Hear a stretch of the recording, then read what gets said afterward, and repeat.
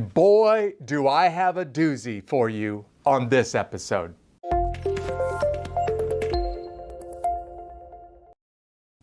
Thanks for tuning in. Thanks for watching this week's broadcast of Midweek Worship. I'm Jeff, and we're Two Cities Church. And if you're new to this broadcast, you can look below me. You'll see some information about this episode. And in that info, you see a link to a YouTube clip. Why don't you check it out after this episode is over with? And it'll give you more description about who we are as a church and why we started doing midweek worship. Now, when we say worship, we really mean studying the Bible, and we mean singing our praises to Jesus. And the Bible talks about worship as more than just singing songs and reading scripture. It's actually putting what you read into practice. So today we're going to do all those things. We're going to sing in just a second. We're going to memorize the Bible in just a moment. And then I'm going to put a challenge in front of you from a very famous movie clip. But before we go any further, why don't we just, in order to prepare our hearts and our minds for what we're going to hear from the Bible today, why don't we just go ahead and start singing a song about glorifying the name of King Jesus? So I'm going to turn things over to our friends in South Africa, and Pete and Alicia are going to lead you in a song. Turn it up and sing along, will you?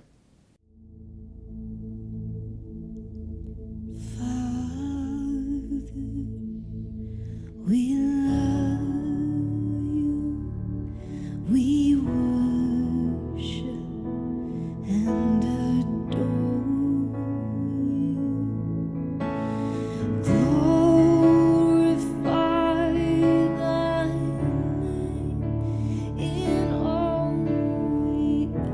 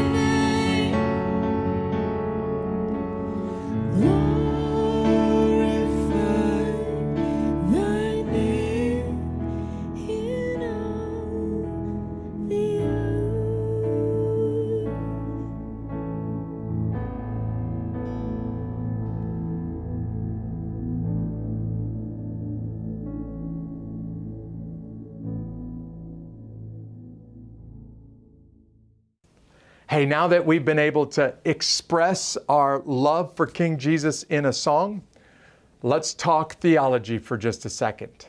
I'm going to put on the screens for you the greatest challenge that Christianity has dealt with for all time. Here it is. It's the problem of evil. And guys, to be honest with you today, I'm not going to try to downplay this problem. I'm not going to try to give you any easy answers to this problem, because some of the greatest minds in history have wrestled with this problem over the course of thousands of years and have still not been able to conclusively settle this problem. And I'll describe the problem for you. It basically goes this way. Hey, you Christians believe that there is a God out there who has all the power in the universe because He created the universe. And our answer to that is yes, that's true. We believe that. Hey, you Christians believe that this all-powerful God is a good God, that He is perfect and that He never does anything wrong. And our answer is yes, that's true. Now you Christians tell me why there is evil in this world. And this is where it gets hard, because they ask the question one of two ways. Does God really have enough power to stop evil? And we would say, yes, of course. Okay, if He does have enough power to stop evil, then why does He allow evil to continue? And how could you call Him a good God if He allows great wickedness to continue? And this is a hard question, and I don't ever want to downplay the question. There is some evidence on why this happened, but honestly, all of that evidence still leaves people struggling and scratching their heads with it. And I want you to know what I believe personally. I believe that God is absolutely powerful. He has all power and He can do all things. I believe that God is absolutely good, 100% pure, 100% perfect. There is no defect in Him. But I also believe that there is very real evil on this earth. And my simple answer is there's evil on this earth because God allows it. But that answer doesn't answer the whole question. So maybe to help give you a framework to think through this, maybe we should turn to the New Testament and a specific verse from the book of Colossians. I'm going to put it on the screens for you. I'm going to read it out loud. I'm going to ask you to read it out loud. And then I'm going to ask you to memorize this verse and to mull over this verse all week long. Because maybe as you think about it, as you go through this week, the Lord will start to reveal some things to you from this verse. Colossians chapter 1, verse 16. For everything was created by Him, that's a reference to Jesus, in heaven and on earth, the visible and the invisible, whether thrones or dominions or rulers or authorities. All things have been created through Him and for Him. Colossians 1, 16. Now what the Bible is saying is Jesus is the author. He is the creator. He is the energy behind all things. He is the reason why all things exist. And if you're sitting there thinking to yourself, wait a second, Jeff, you just said that evil is real. Are you telling me that Jesus created evil? Well, this is what's called the problem of evil, or in theological terms, theodicy. Why is evil around if Jesus created all things and Jesus really is good? One of the most brilliant minds of the last century was an English professor of literature in Oxford and a very, very staunch atheist until later on in life when God got a hold of his heart and God radically changed his heart. And he went from believing that there is no such thing as God to being radically changed by Jesus and one of the most powerful voices for Jesus. He is an author by the name of C.S. Lewis. C.S. Lewis wanted everybody to know who Jesus is and how good Jesus is. He even wanted his 8-year-old niece to understand who Jesus is. So C.S. Lewis started writing a series of children's books called The Chronicles of Narnia. He actually wrote 7 books to describe Jesus and heaven and our great God and paradise for children. And those books have become some of the most loved children literature of all times. There's a moment in C.S. Lewis's book, The Lion, the Witch, and the Wardrobe, that if you're not thinking about it, you'll just miss the whole moment and how powerful and important this moment is. So I'm going to show you a clip from the blockbuster movie, The Lion, the Witch, and the Wardrobe, about the end of the story when these children are adults living in Narnia and they stumble back across something that doesn't belong there. Check out this video clip from The Lion, the Witch, and the Wardrobe.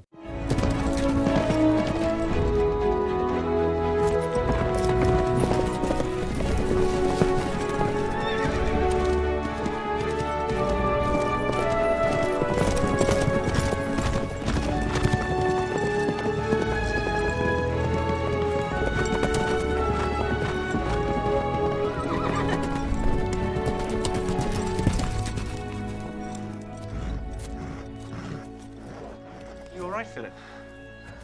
I'm not as young as I once was. Come on, Ed. Just catching my breath. Well, that's all we'll catch at this rate. What did he say again, Susan? You girls wait at the castle. I'll get the stag myself.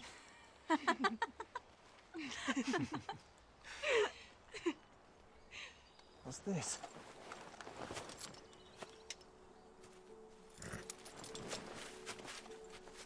Seems familiar.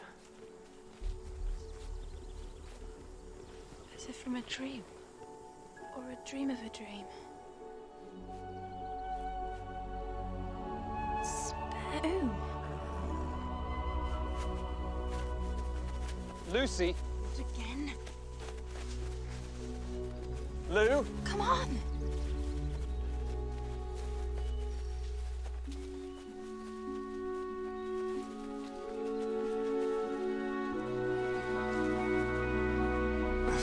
These old branches? The goats. Susan, you're on my... Peter, move! Come on! Let me have it. Will you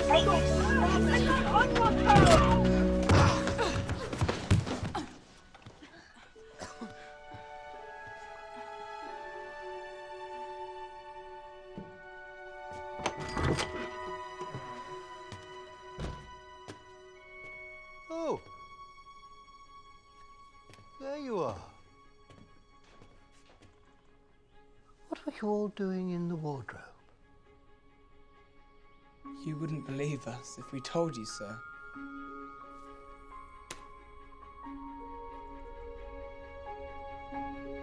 Try me.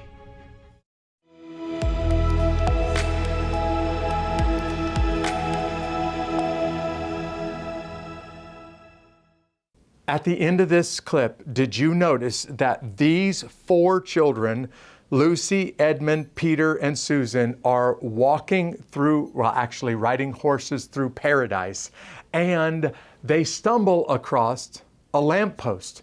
And when they stumble across this lamppost, it's pretty obvious that this lamppost doesn't belong in paradise. What C.S. Lewis is trying to describe by this lamppost is evil in the Garden of Eden. So if you've ever read the Bible, and especially the beginning of the Bible, you got to ask yourself this question: why is there a serpent in paradise in the first place? Why is the serpent allowed to have a conversation with Adam and Eve, to tempt Adam and Eve? Because if the serpent wasn't there, maybe Adam and Eve would have never created that first sin.